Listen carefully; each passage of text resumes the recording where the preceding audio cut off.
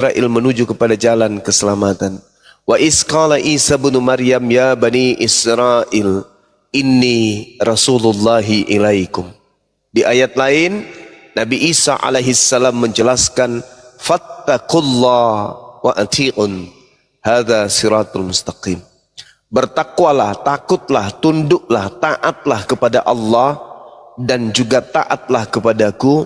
Inilah jalan yang lurus. Baginda Rasulullah Muhammad sallallahu alaihi wasallam dengan kami umatnya bersaksi bahwa Isa, Yosua yang datang di tengah-tengah Bani Israel itu adalah seorang nabi, seorang rasul yang diutus untuk spesial Bani Israel sebagai jalan kebenaran dan hidup. Tidak ada Bani Israel semasa Isa alaihissalam hidup yang sampai kepada Bapa kalau tidak melalui ajaran Nabi Isa alaihissalam. Seperti itu bang. Berbeda dengan agama Kristen, bukan melalui Yesus atau Isa, tapi melalui Dajjal yang diterangkan di dalam Galatia 1:12. Paulus menerima Injilnya bukan dari Yesus, tetapi dari Dajjal yang mengaku Yesus. Itu dalilnya jelas itu.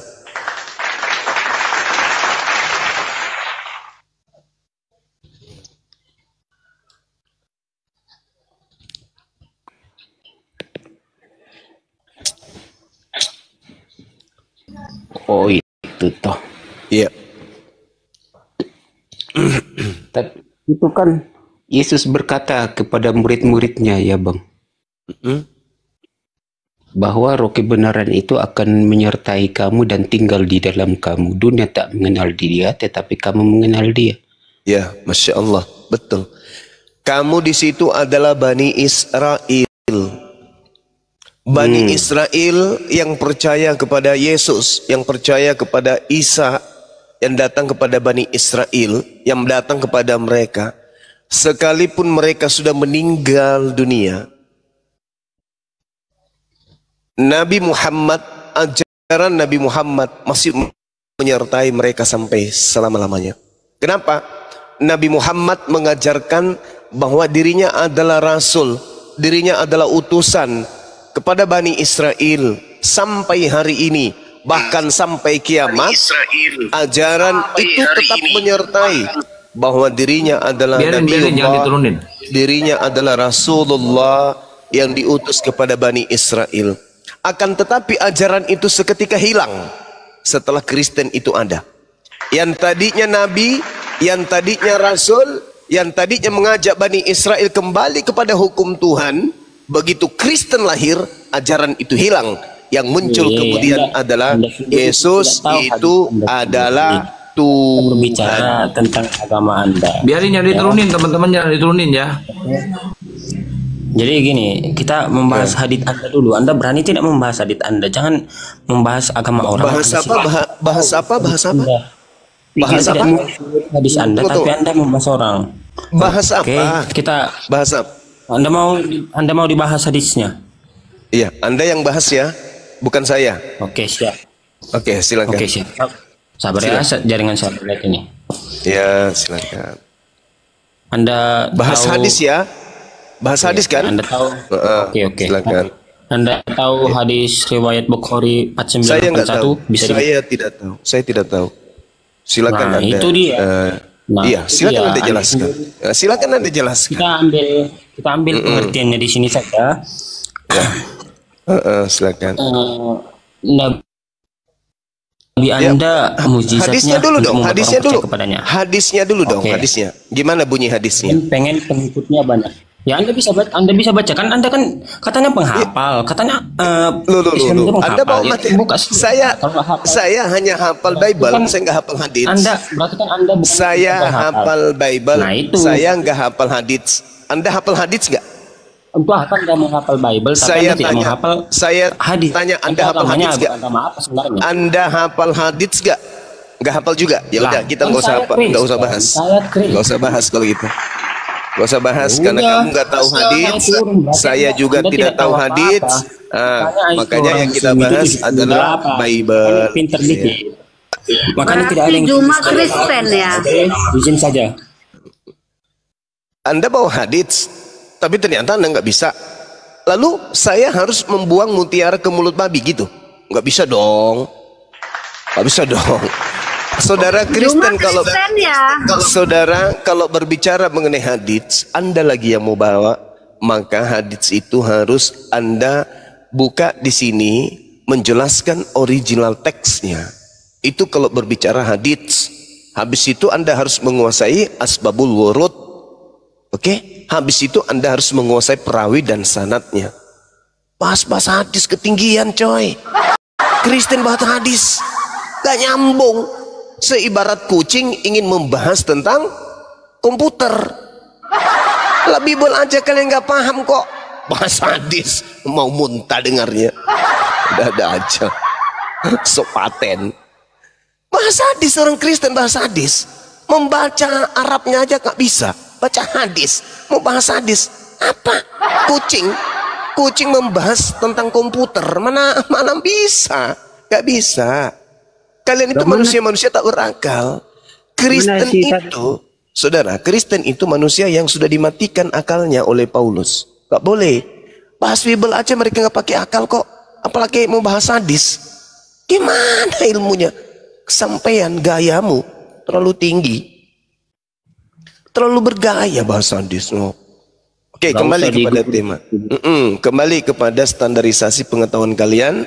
Yang pengetahuannya hanya ece-ece aja gitu ya. Nah sekarang Bang Suma. Ya gimana? Tunggu, Boleh Anda saya kan bertanya. Anda bertanya tentang Nabi Muhammad tadi kan? Maka saya kasih Yohanes 15 nomor 26. Jikalau penghibur yang akan diutus dari Bapa datang, yaitu roh kebenaran yang keluar dari Bapa, ia akan bersaksi tentang aku. Berarti kesaksian roh kebenaran ini harus sesuai dengan kesaksian yang datang ketika Yesus datang di tengah-tengah Bani Israel. Misalnya nih, Yesus bersaksi, aku adalah Tuhan pencipta langit dan bumi. Nah, roh kebenarannya harus bersaksi bahwa Yesus adalah pencipta langit dan bumi. Kalau tidak bersaksi Yesus adalah pencipta langit dan bumi, itu bukan roh kebenaran, itu roh sesat. Begitu juga sebaliknya, kalau kesaksian Yesus hanya seorang utusan, maka roh kebenaran harus bersaksi bahwa Yesus hanyalah seorang utusan. Itu baru roh kebenaran. Nah, fakta yang ada di lamangan Yohanes 5 nomor 36.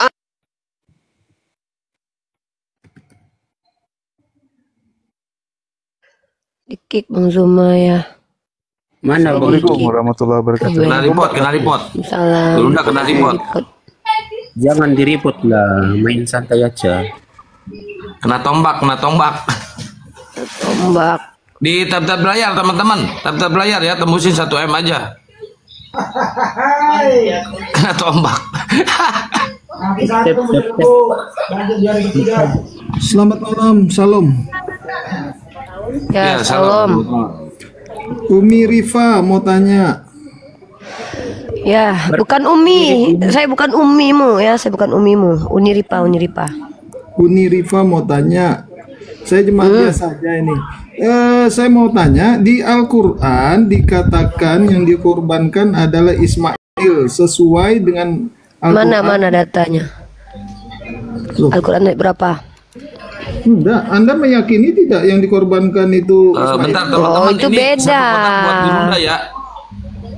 Enggak, sebentar. Itu salah. Gini loh, saya ini bukan pembantu, bukan budak siapa-siapa yang bisa digiring suka-suka hati kalian. Di dalam Al-Quran kalau ada tunjukkan dalilnya. Kalau keyakinan saya ya Itu tidak semua ada di Al-Quran. Ada keyakinan yang dalam hadis, ada keyakinan dalam sumber tersier. Nah, kami meyakini, para ulama kami meyakini bahwa Nabi Ismail itu yang dikurbankan. Kenapa? Karena ada di Al-Quran mengatakan setelah Nabi Ibrahim mendapatkan ujian dari Allah itu, dia diberi kabar gembira atas kelahiran anaknya Ishak. Dari situlah para ulama sebagian imani bahwa yang dikurbankan adalah Nabi Ismail. Nah, sekarang apa pertanyaanmu? Oke. Berarti berdasarkan hadis ya Bang Uni? Al-Quran yang kubaca tadi itu bahwa ketika dikatakan Nabi Ibrahim setelah mendapatkan ujiannya, dia diberikan kabar gembira atas kelahiran Ishak. Nah, itu. Oke, yang saya tanya. Pertanyaanmu apa? Izin, mohon maaf, yang saya tanya di umat Muslim meyakini tidak yang dikurbankan adalah Ismail. Sedangkan Nah, Bang Zuma, tunggu dulu. di Bentar kitab dulu. Taurat adalah Ishak. Kenapa dua orang ini berbeda dari dua ibu yang berbeda? Ya, biar Abang yang jawab ya. Bang Zuma, silakan Bang Zuma. Ya, di dalam kitabnya orang Yahudi sebenarnya kalau Anda jeli melihat yang dikorbankan itu adalah Nabi Ismail alaihissalam, bukan Ishak. Anda bisa lihat di dalam Kejadian 21 data 14 atau data 33. Oke. Yang menulis kitab Taurat siapa Bang? Nabi Musa alaihissalam yang diberikan kitab Taurat. Berarti kitab Musa menulis yang dikorbankan siapa Bang? Kitabnya Nabi Musa sudah tidak ditemukan hari ini. Yang ada hanya terjemahan dari bahasa Septuaginta yang tidak jelas asal usulnya. Orang Yahudi siapa nenek moyangnya? Nenek moyangnya Pak Bom Bom. Kan Bang, si Rasmi Bang, Rasmi. Banyak si Rasmi. kali pertanyaanmu, pertanyaan anak TK ini bukan di gereja. Iya, ini pertanyaan anak TK, mohon. Nih kesimpulan, dengarkan. Yahudi berasal dari Nabi Ishak, Islam berasal dari keturunan Nabi Ismail, Kristen dari keturunan siapa? Saya tidak Itu tanya aja itu. dulu. Saya yang tanya itu. Ketinggian lu bawa-bawa Nabi Ishak. Enggak ada hubungannya Kristen dengan Nabi Ishak. Nabi Ishak keturunannya agamanya Yahudi. Nabi Ismail keturunannya agamanya Islam. Kristen ajaran dari mana? Itu dulu. Dari Yunani. Saya hanya tanya. Itu aja dulu, jawab aja dulu. Di dalam Islam sekarang kan diakui ada hari raya kurban. Kau ini diam dulu orang lagi belajar di sini. Bang, Kau tengok adalah lebih penting kamu cari tahu Kristen itu dari mana. Kalau kami Islam, kami memahami Nabi Muhammad pembawa ajaran Islam. Oke? Yahudi, Nabi Musa, Yesus mengajarkan dan mempraktekkan agama Yudaism, Yahudi. Nah, Kristen ini dari mana, Cak Ayu? Yunani. Nah, itu yang harus kau pikirkan. Jangan kau bertanya yang lain yang tidak ada hubungannya dengan imanmu. Tanya, Kristen itu dari mana? Natalan itu dari mana? Yesus tidak pernah Natalan kok, Natalan. Ismail dan Ishak ini dua nama berbeda. Kenapa kamu ribut? Orang tua yang berbeda. Yang harus ribut. Islam mengakui Ismail yang dikorbankan, sedangkan kitab yang ditulis oleh Yahudi, kitab Taurat adalah Ishak. Mana? Tunjukkan kitabnya. Itu mengimani kitab Taurat. Kenapa berbeda? Tunjukkan kitabnya Yahudi yang mengatakan yang dikorbankan itu adalah Ishak. Tunjukkan. Tanya aja sama orang Yahudi kalau sama orang Yahudi. Bang, nenek moyang orang Yahudi itu Abraham, Ishak dan Yakub. Orang Yahudi berasal dari Nabi Ishak dan Yakub. Oke, kalau nenek moyang orang Kristen dari mana? Gak usah lari ke sana, Bang. Kenapa? Malu sama agamamu? Malu. Bukan sebaliknya, Bang. Bukan sebaliknya. Coba. Kristen ini dari mana? Agamamu ini dari mana? Bang, ini pertanyaan anak TK satu-satu, jangan lompat-lompat. Justru anak TK aja bisa jawab. Dek, adek, ya paman. Kristen itu dari mana? Dari barat. Kalau di Orang Kristen bisa jawab, anak-anak TK bisa jawab. Nah kau dibawanya levelnya TK malah. Kutanya semamu, agama Kristen, Natalan, makan babi, tidak bersunat, sekolah minggu, itu ajaran dari mana? Jangan jauh dulu, Bang. Enggak jauh, enggak jauh, enggak jauh. Tentang kaidah. Enggak jauh. Kalau kau berbicara mengenai kaidah, kan sudah sejelaskan tadi. Keturunan Ishak, agamanya Yahudi. Keturunan Ismail, agamanya Islam. Keturunan setan, agamanya Kristen. Nah, udah. Kejadian 21 ayat dulu 12. Tetapi Allah berfirman kepada Abraham, jangan sebal hatimu. Ambillah. Karena hal anak dan budakmu itu dalam segala yang dikatakan Sarah kepadamu haruslah engkau mendengarnya. Sebab yang akan disebut keturunanmu ialah yang berasal dari Ishak, bukan Ismail, Bang. Oh, kalau begitu yang sunat setelah Abraham siapa? Bang, yang dikorbankan aja, Bang. Gak usah lari kemana-mana. Perjanjian kekal Bang, ini. Dengar. langsung saja nih ayat intinya. Dengar. Cuples. Sebelum saya turun, Bang Juma, anak TK mau turun, mau bobo. Cuples, kau ke gereja colok pantat pendeta, jilat tanganmu kalau gitu. Udah, kau turun. Kamu gak layak diskusi. Bang Juma. Bentar, Bang Juma sayang, Bang Juma. Gak layak diskusi kau orang sakit. Kejadian 22 ayat 7. Pada saat Ishak ini, Ishak mau dikorbankan. Apa kata Ishak? Lalu berkata, apa kata Isa? Isa aja belum lahir tuyul. Kak Blama, tolo-tolo itu. Hari Natal kok masih bingung. Masih ada pengaruh mabok tadi di gereja.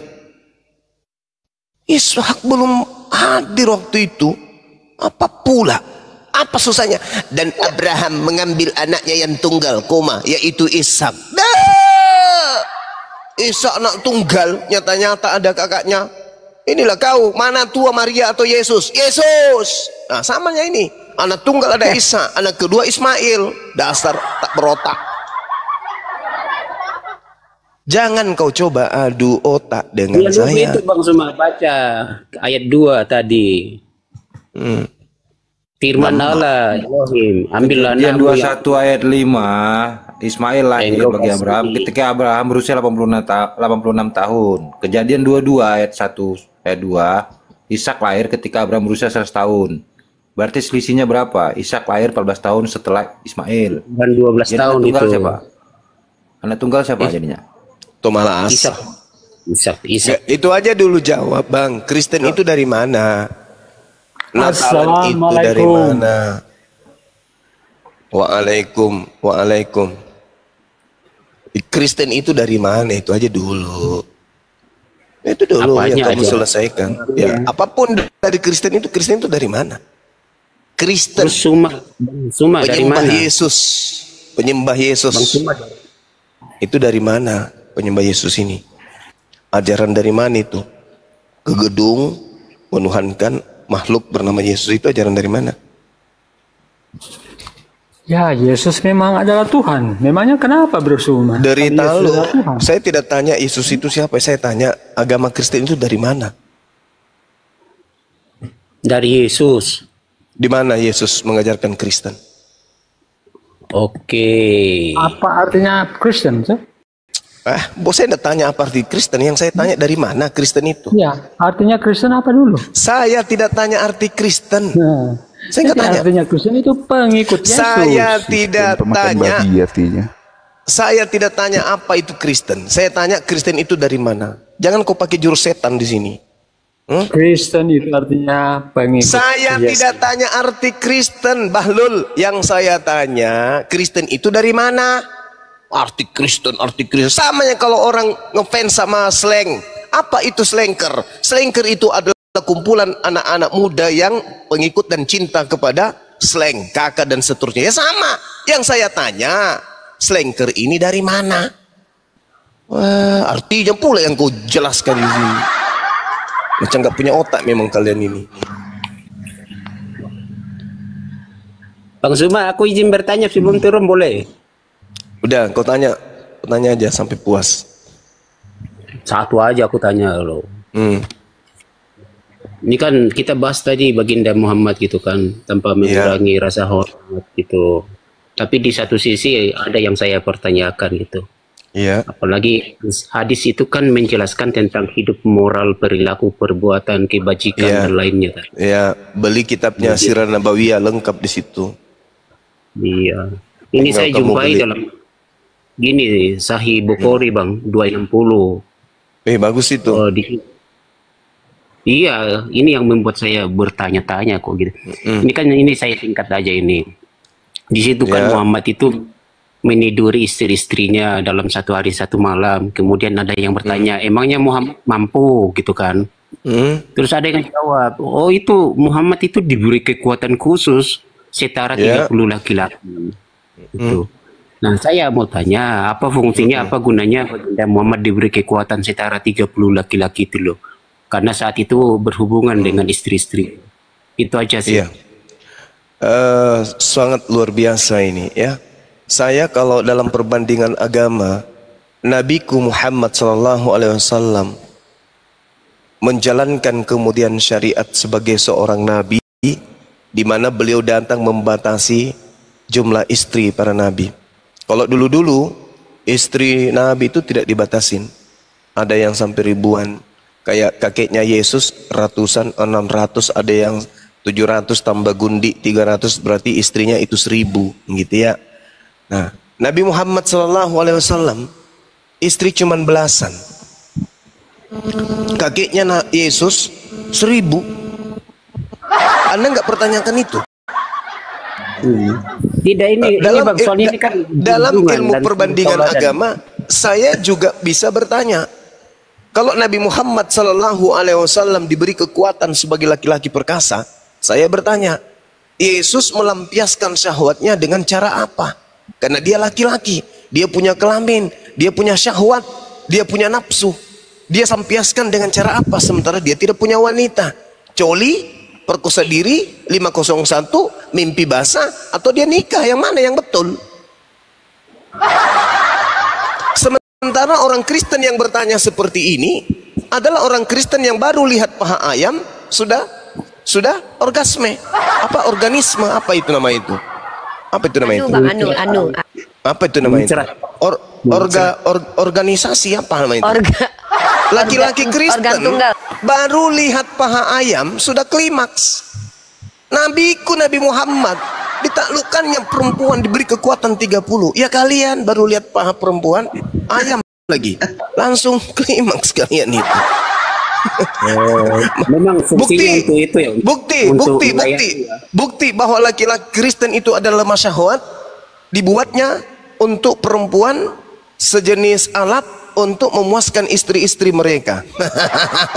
Dildo Yesus. Sekali lagi. Dildo Yesus. Sekali lagi. Boleh saya ngomong Bang? Dildo Yesus. Tambah lagi sedikit. Ini sedikit. Jadi, Dildo Yesus. Ya. Jadi boleh disimpulkan. Kiranya di situ berkekuatan setara 30 laki-laki. Alhamdulillah, begitu hebatnya Nabiku, Masya Allah. Ada orang yang jangankan untuk 30 wanita, baru melihat paha ayam aja sudah klimaks. Sampai ditendang sama istri, istri harus menggunakan alat yang tadi itu. Alat apa lagi namanya? Yang tahu kayak alu, kayak hammer. Itu kekuatan seks 30 laki-laki. Satu-satu. Laki-laki mana? Laki-laki mana di dunia ini yang tidak mau memiliki kekuatan seperti beliau? Laki-laki mana? Hah? Jangankan yang perkasa kayak aku, ya, yang KW-KW aja yang setengah mati, wanita setengah perempuan, setengah laki-laki, itu aja mau kekuatannya seperti itu. Itu adalah satu kebanggaan sebagai seorang laki-laki. Ayo, sementara penderitaan seluruh laki-laki Kristen yang ada di atas muka bumi ini adalah, ya, baru 2 kali goyang, aduh hai letoy, mama ditendang sama suami istri, gedebuk. Bagusnya. Makanya dibuat pabrik solusi, dibuat yang kalian jual itu dari barat, apa namanya itu? Dildo Yesus. Dildo apa? Kuat gitu ya kan. Dildo Yesus. Obat kuat. Nabi ku coy. Setara dengan laki-laki perkasa 30 orang, bayangkan dikumpul bom-bom, kalau selevel bom-bom 500 orang baru bisa setara dengan nabiku. Nah, siapa lagi? Ini baru. Nah, Oke. yang jadi permasalahan Yesusnya lampiaskan syahwatnya pakai apa dia? Bang Suma, aku Bang Suma ini.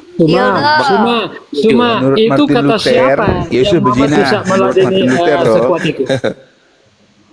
Satu-satu lah, siapa dulu nih? Saya, Bang. Si Peri itu. Cuma mengarang. Diam dulu Peri. Waduh, diam dulu lah.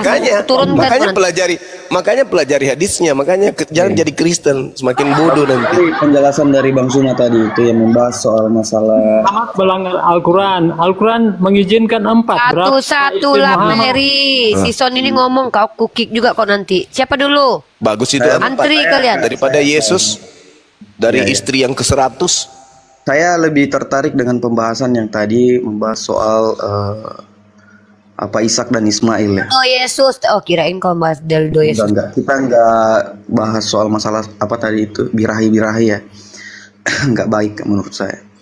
Itu tadi penjelasan Abang soal sebelum beralih topik.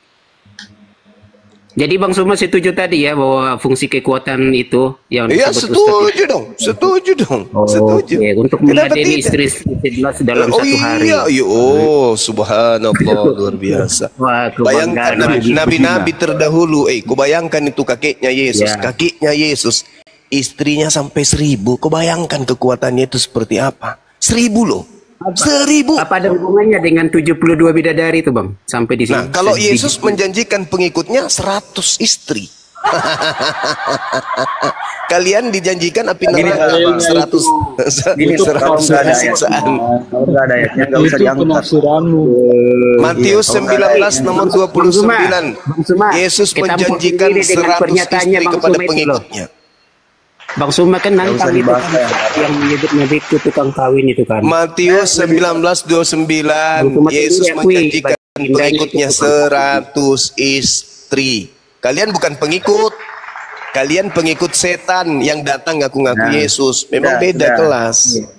Tadi Abang bilang ya, Ishak itu anak kedua ya, atau lebih terakhir ada daripada hanya orang Ismail. gila yang mengatakan Ishak itu anak pertama, hanya orang gila. Iya. Orang yang tidak punya otak. Kan Bang, sabar. Saya tanya dulu sama kamu. Saudara, saya tanya, Ishak itu anak pertama atau anak kedua? Ishak itu anak tunggal pewaris. Saya tidak tanya itu, yang saya tanya Ishak itu anak pertama. Sedangkan Ismail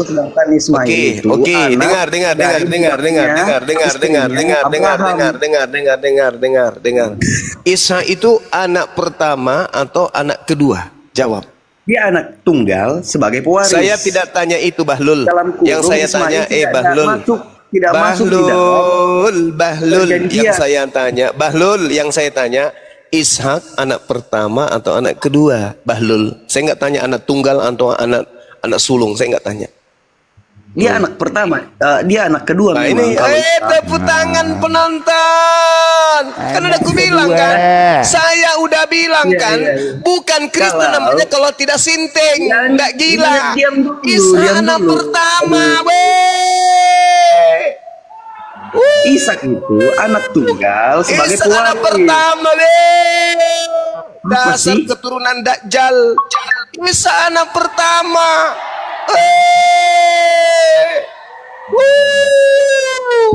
Percuma punya otak, manusia tak berotak. Ishak anak pertama, gila. Inilah ciri-ciri orang yang tidak punya dibahas. Masya Allah. Dengarkanlah dunia dengarkan. Ini ada orang Kristen bentuknya seperti orang, tapi kepalanya seperti udang. Ishak anak pertama, tanya Jelaskan Bang, jelaskan. Kejadian 16 baca, kejadian 16. Ismail lahir kapan? Ishak anak pertama. Siapa yang bilang Ishak anak pertama? Nah tadi saya tanya samamu. Saya bilang Ishak anak kedua. Itu telinga dipakai. Bohong lagi. Tobat dia. Tobat bang, terisi ya. Parah ini. Demi sebuah doktrin, dengar. Demi sebuah doktrin kebodohan, pembodohan dan ajaran iblis, manusia pun anak kedua dibilang anak pertama. Coba, masya Allah. Tunggal sebagai pewaris, dia memang anak kedua, tetapi anak tunggal sebagai pewaris. Coba saya tanya samamu. Ini pertanyaan yang kedua sama saudara. Oke, yang diminta oleh Tuhannya Abraham untuk dipersembahkan anak pertama atau anak kedua? Ayo. Anak pertama. Anak pertama. Anak pertama kan? Anak tunggal sebagai pewaris ya. Anak pertama kan? Anak pertama kan? Kita tidak bahas Ismail di sini. Saya tanya dulu. Sarah menawarkan anak pertama kan? Hajar untuk menjadi istri. Jadi yang diminta anaknya Sarah atau anaknya Abraham? Saudara, yang diminta anaknya Abraham atau anaknya Sarah?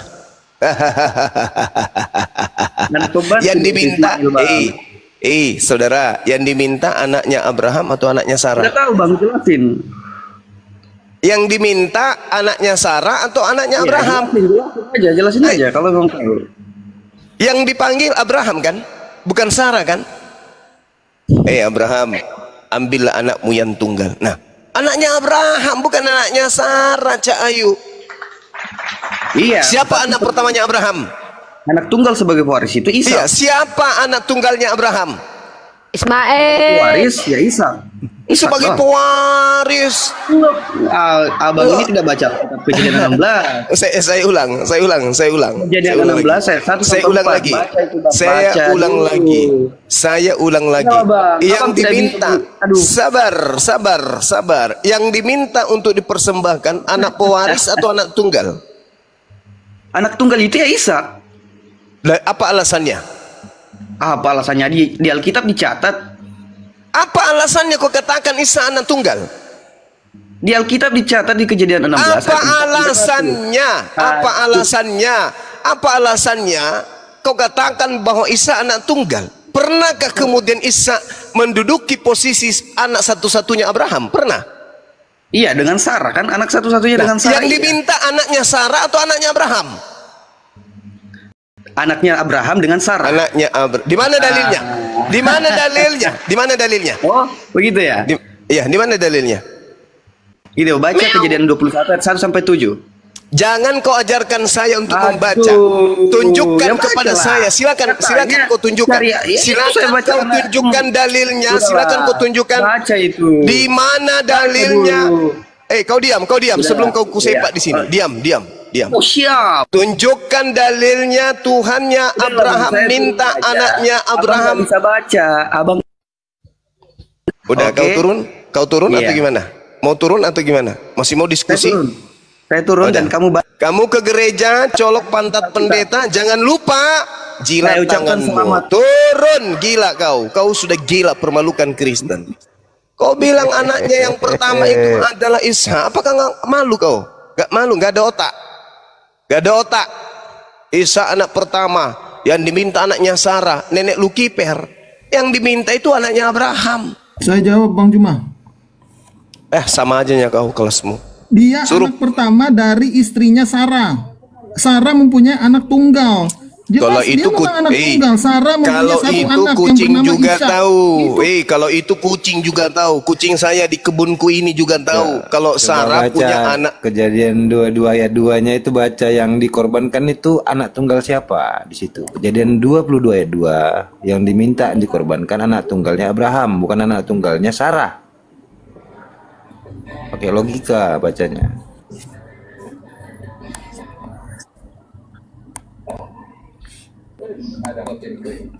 Halo, Bang. Anak tunggal memang benar anak tunggal. Sarah kan mempunyai satu anak, maka itu dia dikatakan anak tunggal Ishak itu. Mana Sarah dimintai untuk dikorbankan anaknya? Tunjukkan dalilnya. Kejadian 22 ayat 2, firman-Nya, ambillah anakmu yang tunggal yang engkau kasih, yaitu di Ishak. situ yang diperintahkan siapa? Abraham. Iya, anak tunggalnya Abraham siapa? Ishak. Hah? Ishak dari istrinya yang Saya tidak mau tahu. Anak tunggalnya Abraham, anaknya Abraham, benihnya Anda meragukan Abraham, Taurat. benihnya Anda meragukan Abraham yang pernah menduduki Itu yang menulis kitab posisi Taurat sebagai siapa? anak tunggal siapa? Musa sama Bang Juma duluan mana yang nulis? Orang gila. Orang gila kau memang. Kok bisa Ada gila? gak sih pendetamu yang dari neraka yang bisa kau bawa ke sini? Saya anak TK, Bang. Ya Domba udah, bro, saya tak gak level keledai. samamu. Kau level Iya. sama ayam. Kau level sama ayamku nanti. Udah.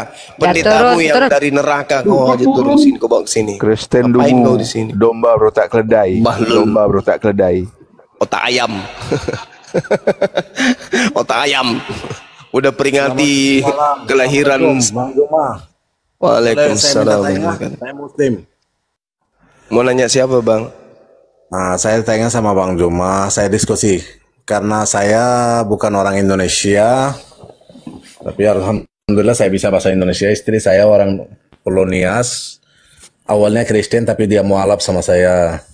Alhamdulillah. Nah, cuma sering beliau tanya ke saya bukan ahli agama, tapi saya kurang paham dengan agama Islam juga, tapi beliau ikut sama saya. Termasuk mertua saya, laki-laki, perempuan semua ikut sama saya. Tinggal satu orang lagi. Cuman mereka sering tanya tentang agama kita, agama Islam. Yang permasalahkan ini mereka kan awalnya dari Kristen, mereka masuk Muslim, mualaf. Iya. Jadi mereka sering pertanyakan dengan hukum Taurat yang 600 berapa perjanjian yang yang dihapus oleh rombongan iblis lah. Iya. Taurat dihilangkan kan. Jadi di situ kan ada makanan dengan babi hutan ya. Babi hutan yang dilarang. Dulu kan tidak ada babi peternakan. Ada cuma hanya babi hutan kan. Jadi bisa Bang Juma jelaskan nih, karena ini mungkin keluarga istri saya semua dengar. Kenapa orang Kristen itu dulu dilarang untuk makan, bukan orang Kristen sih, umat manusia lah. Seluruh umat manusia yang di Taurat larang untuk makan babi. Dan kenapa sekarang umat Kristen ini boleh makan? Tolong dijelaskan, Pak. Iya. Al-Quran menjelaskan itu ghairil maghdubi alaihim waladdallin. Di ayat itu kemudian Allah Subhanahu wa taala mengajarkan umat Islam kemudian untuk berdoa kepada Allah agar diberi nikmat keselamatan dan jangan dijadikan sebagai sama seperti umat terdahulu, yaitu mereka yang disebutkan di dalam surah Al-Fatihah, dimurkai dan juga sesat. Siratal ladzina an'amta 'alaihim ghairil maghdubi 'alaihim waladdallin, yaitu jalan orang-orang yang telah engkau beri nikmat kepadanya, bukan jalan mereka yang dimurkai. Siapa yang dimurkai ini adalah orang-orang Yahudi. Kenapa orang Yahudi dimurkai? Karena Allah menurunkan aturan, Allah menurunkan syariat, Allah cinta kepada mereka, Allah sayang kepada mereka, sampai Allah mengatakan inni ma'akum, wahai Bani Israel, aku memilih kalian yang 12 ini, aku angkat pemimpin 12 darimu, aku angkat raja-raja untukmu, inni ma'akum, aku bersamai dengan diri kalian. Itu kata Allah. Aku berikan aturan-aturan main agar engkau bisa selamat. Aku hantarkan kamu melalui utusanku Nabi Musa hingga sampai ke tanah yang engkau bisa hidup dengan berdamai. Tapi engkau ingkar kepadaku, aturanku kau ingkari, maka dia dimurkai. Itu orang-orang Yahudi. Lalu siapa yang kemudian sesat? Yang sesat ini yang telah datang petunjuk kepada mereka kemudian, tetapi petunjuk itu dibuang, lalu beralih kepada petunjuk yang lain. Itulah orang sesat. Nah, implementasi dalam apa yang kita lihat sekarang ini adalah, tengok saudara-saudara Kristen, mereka mengaku ajarannya dari Nabi, mereka mengaku adalah orang yang mengambil ajaran dari Bani Israel. Tapi coba lihat, nyembah manusia, nyembah makhluk, menyembah roh. Lalu kemudian mereka ibadah pada tempat di mana tidak diajarkan kemudian para nabinya Yahudi untuk masuk ke tempat ibadah yang penuh dengan orang-orang yang berkulub. Semua yang mereka lakukan kemudian jauh dari perintah-perintah Tuhan yang datang kepada Bani Israel. Tetapi mereka mengaku benar, mereka mengaku sebagai anak-anak Tuhan. Itu yang sesat. Maka kita sebagai umat Islam nggak boleh masuk dari kedua kelompok tersebut. Kelompok golongan yang dimurkai dan golongan yang sesat. Dua-duanya kita harus menghindari ini. Jadi Yahudi kita hindari, Nasrani kita hindari, apalagi orang-orang yang zalim di antara mereka. Jadi di situ ada Yahudi, ada Nasrani. Nasrani ini bertelur. Nasrani ini melahirkan orang-orang yang zalim. Siapa orang-orang zalim di antara Nasrani? Inilah yang kita sebut hari ini dengan Kristiani. Itu orang zalim. Makanya dikatakan oleh Al-Quran, jangan engkau berdebat dengan ahli Taurat, dengan ahli kitab, kecuali dengan cara yang baik, melainkan dengan orang-orang yang zalim di antara mereka. Jadi boleh kita berdebat dengan orang Kristen, boleh, karena mereka lah yang disebut sebagai orang yang zalim. Apa orang zalim itu? Ya tahu kalau Yesus itu bukan Tuhan, tetap aja dituhankan. Mereka kemudian melakukan propaganda. Kenapa dia mati? Karena dia manusia. Lalu kenapa dituhankan? Karena pada dirinya juga ada sisi kelahian. Kan gitu lucu. Nah, jadi kalau kita berbicara mengenai hukum Tauratnya hanya untuk Bani Israel. Al-Quran surah Al-Araf ayat 144-145. Itu adalah hukum yang datang kepada Bani Israel. Dan juga di dalam Al-Quran surah As-Saff ayat kelima diterangkan Nabi Musa untuk Bani Israel, dan di kitabnya Bani Israel pun diterangkan, yang bahkan diambil terjemahannya oleh orang Kristen. Ulangan 33 nomor 4. Hukum Taurat hanya untuk Bani Israel. Kitab Yeremia 31 sampai 33. Hukum Tauratnya Nabi Musa hanya untuk Bani Israel. Mazmur 147, hukum Taurat hanya untuk Bani Israel. Kenapa ada Kristen? Ya itulah yang diterangkan oleh Al-Quran. Sesat. Orang sesat. Orang zalim. Maka kita tidak boleh ikut sama mereka, dua kelompok ini. Justru berdasarkan Al-Quranul Karim, kelompok-kelompok di luar daripada Islam, Nabi Muhammad harus mengikut. Qad ja'akum ya ahlal kitab, qad ja'akum rasuluna yubayyinu lakum. Ahli kitab dan orang-orang zalim yang mengikuti ahli kitab itu harus mengikut kepada baginda Rasulullah Muhammad sallallahu alaihi wasallam. Gak ada lagi jalan yang lain. Gak ada lagi jalan yang lain. Satu-satunya jalan adalah Islam, Shalom. Bahkan Yesus disebut sebagai apa? Juru selamat, juru Islam. Saya kira begitu. Kalau Anda mau selamat, harus mengikuti kemudian Nabiullah baginda Rasulullah Muhammad sallallahu alaihi wasallam. Demikian, Bang. Iya. Boleh sedikit lagi Bang, apa itu? Ya itu sudah saya jelas. Mudah-mudahan saya bisa besok juga saya bisa jelaskan sama mereka karena saya sudah pahami. Yang permasalahannya itu sudah selesai. Kenapa awalnya saya kan nikah itu tahun 2016 Bang ya. Saya nikah sama istri saya itu tahun 2016. Alhamdulillah tahun 2019 itu mertua saya yang perempuan pengen mengikutlah dengan ajaran kita karena dia lihat karena dia pernah ikut sama saya sebelum masuk mualaf, dia itu ikut sama saya tinggal satu rumah dengan saya. Dari situ dia lihat cara kebersihan, cara tata krama lah dengan Islam, ke sholat segala macam. Alhamdulillah beliau berniat untuk mau masuk Islam, mualaf. Saya sudah itu berapa bulan lagi ada ipar ingin juga karena dia lihat. Jadi alhamdulillah satu persatu sudah berapa orang, lebih kurang 6 orang keluarga istri saya sudah masuk mualaf. Dari saudara mama mertua, Masya Allah, Masya Allah. Saudara mama mertua hampir 4 keluarga itu sudah masuk mualaf, termasuk anak-anak nih. Semua alhamdulillah sudah masuk mualaf Bang. Jadi Masya Allah, saya harapnya mungkin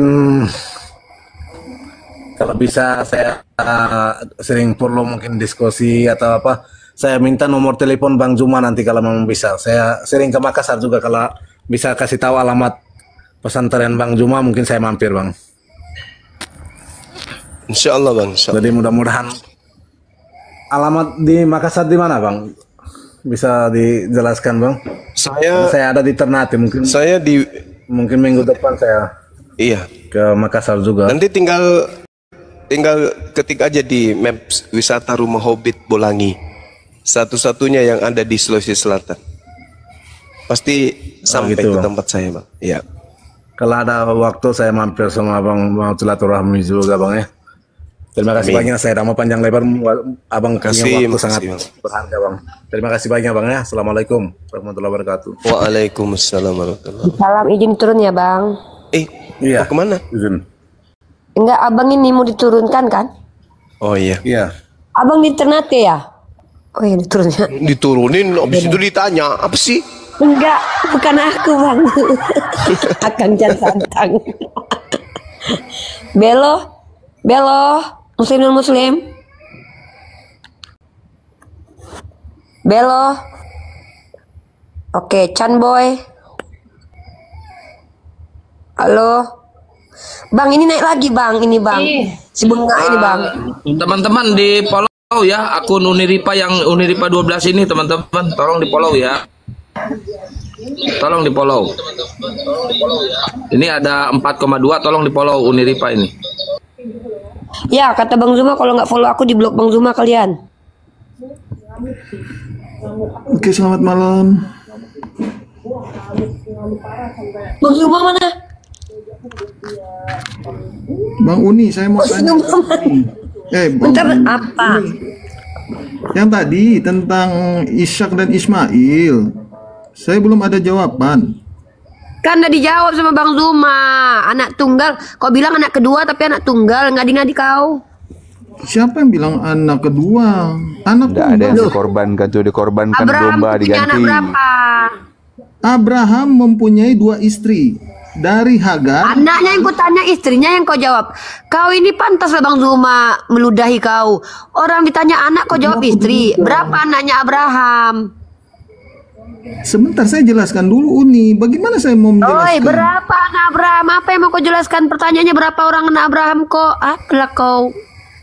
Dari Hagar lahirlah Ismail, anak tunggal. Dari Mana Bang Zuma kan? Diam dulu. Bang Zuma hilang, diam kau. Diam kau dulu ah. Mereka disebut Bentar, ini Bang Zuma baru naik Uni. Dua ibu yang berbeda. Jadi terus? Sarah mempunyai 1 anak, Hagar mempunyai 1 anak. Itulah disebut. Tadi udah dijawab Bang Zuma. Yang disuruh korbankan itu anak tuh. Bang Zuma udah datang tuh. Kau diam kau.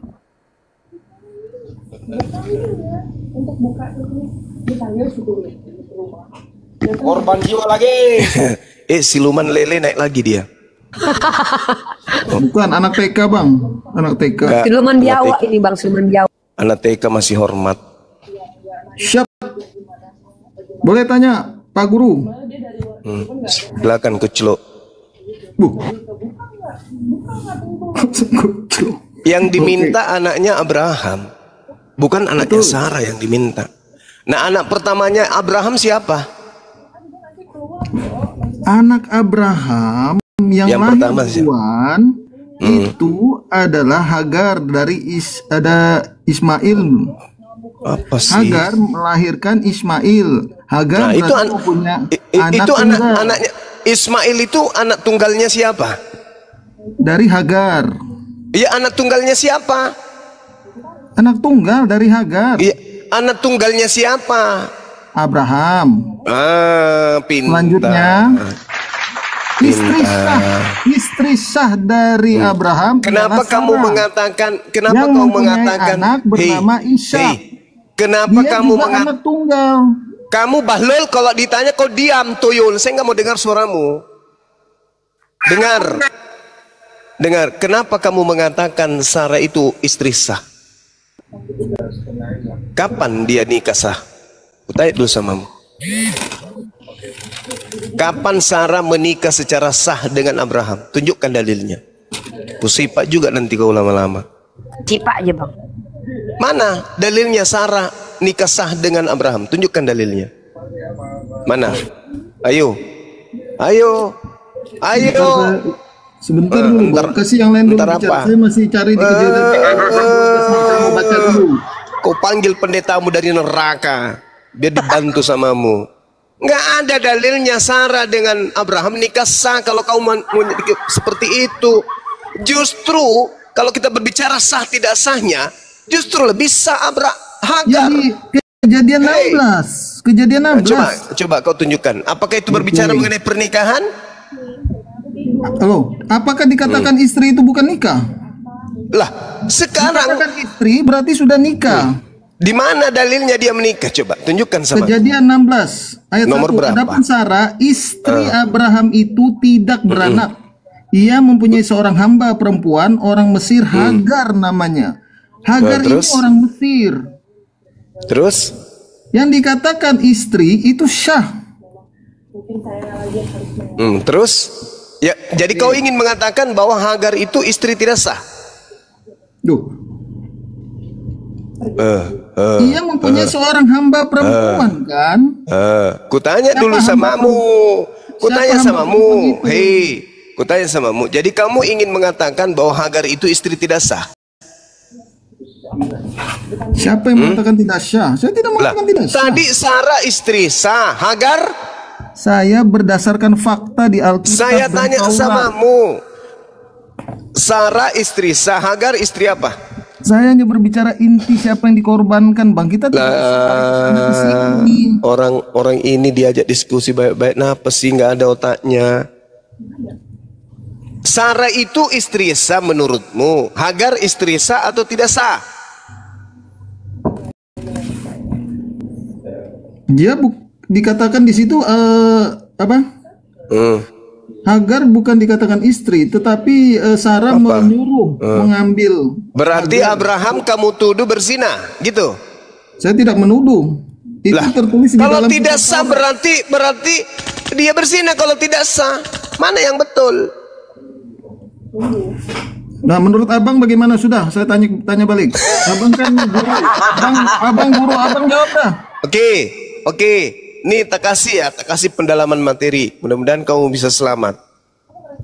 Kejadian kemudian persembahan anak tunggal itu dilakukan oleh Abraham di Gunung Moria. Oke? Itu tertulis di Kejadian 22. Nah, setelah persembahan ini dilakukan oleh Abraham di Gunung Moria, Abraham mengembalikan anaknya ke Beersheba. Dia kembalikan anaknya yang dikorbankan di Gunung Moria tapi gagal karena digantikan oleh hewan. Maka Abraham mengembalikan anak ini ke ibunya di Beersheba. Pertanyaan saya, siapa yang tinggal di Beersheba? Jawab. Boleh saya jawab? Silakan. Yang itu dia kembali ke rumahnya karena Hagar itu mengembara di ayat Kejadian 21 ayat 14. Pertanyaan saya, anak yang dipersembahkan di Gunung Moria ini dikembalikan oleh Abraham ke ibunya di Beersheba. Pertanyaan saya, siapa yang tinggal di Beersheba? Ya kembali kepada Sarah lah. Siapa yang tinggal di Beersheba? Sarah. Nenekmu Kiper.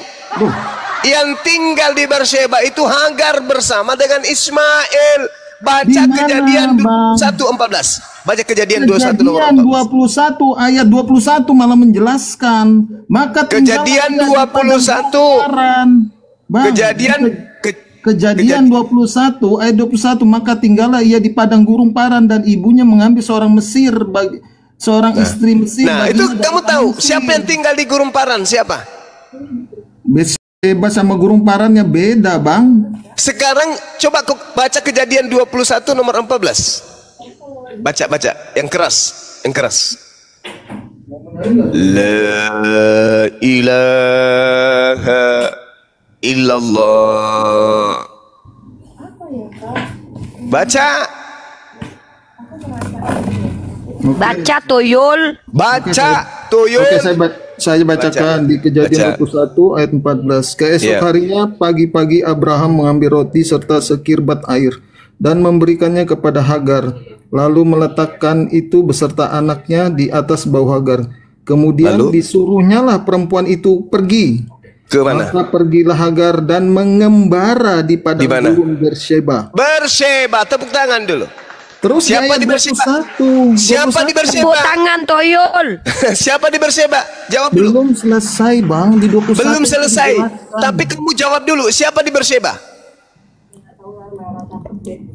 Iya, memang. Siapa? Siapa? Di mengembara. Iya, siapa di Beersheba? Siapa? Tetapi dia tinggal di mana? Saya tanya, siapa di Beersheba? Ayat 21. Setelah dia mengembara. Siapa di Beersheba? Setelah dia mengembara di ayat 21, maka tinggallah ia di padang gurun Paran. Setelah dia mengembara di Beersheba. Siapa yang di sana? Siapa yang di sana? Beersheba, Paran itu di mana? Hagar itu mengembara di gunung itu luas, gunung itu. Nah, sekarang, oke, sekarang bukan satu tempat saja. Maka tinggallah baik, tenangkan dirimu. Saya tanya samamu, Sarah tinggal di mana? Mampus. Dia dari Ur Kasdim kalau anda salah, ya. Baca Kejadian 23 nomor 2. Oke Bang, begini saja Bang. Apanya? Sarah, dengar. Sarah di Hebron. Dengar dulu. Sarah, aduh bahaya ini. Bisa kulempar ini HP nanti. Sarah di Hebron. Oke, Hagar di Beersheba. Persembahan dilakukan di Moria. Setelah selesai persembahan, Abraham tidak ke Hebron, Abrahamnya ke Beersheba. Siapa tinggal di Beersheba? Sarah atau Hagar? Oke, kita ikuti narasi Abang. Anda yang benar. Oke, intinya berarti Anda mengakui Ishak dikorbankan. Intinya Anda mengakui Ishak dikorbankan. Itu intinya di Al-Quran. Saya harus tertawa dulu dong. Ini kan hari kelahiran Tuhanmu. Saya harus tertawa dong. Saya harus tertawa dulu dong. Izinkan saya tertawa. Ini hari kemenangan kami, hari mualaf sedunia. Umat Islam harus tertawa. Jadi ketika Abraham mempersembahkan di tanah Moria, gagal dia persembahkan anak tunggalnya. Untuk bisa mengetahui siapa anak tunggal yang dimaksud, kemana Abraham kembali setelah itu? Rupa-rupanya dia kembali ke Beersheba. Yang ada di Beersheba adalah Hagar, sedangkan Hebron adalah tempat Ishak dan ibunya. Tidak mungkin kalau Sarah ada di Hebron, tidak mungkin Ismail dikembalikan ke Sarah. Sedangkan tadi Sarah sudah mengusir Ismail. Tidak mungkin. Berarti yang tinggal di diusir menurutmu diusir. Tapi ketika diminta persembahan kemudian dia mempersembahkan anaknya yang tunggal. Anak tunggal itu artinya belum punya adik. Tidak ada kakak, tidak ada adik. Sedangkan Ishak itu anak tunggal, dia tidak ada adik. Itu kalau kau gila. Itu kalau saya Kristen juga akan begitu. Kenapa? Karena otak nggak berfungsi kalau di Kristen.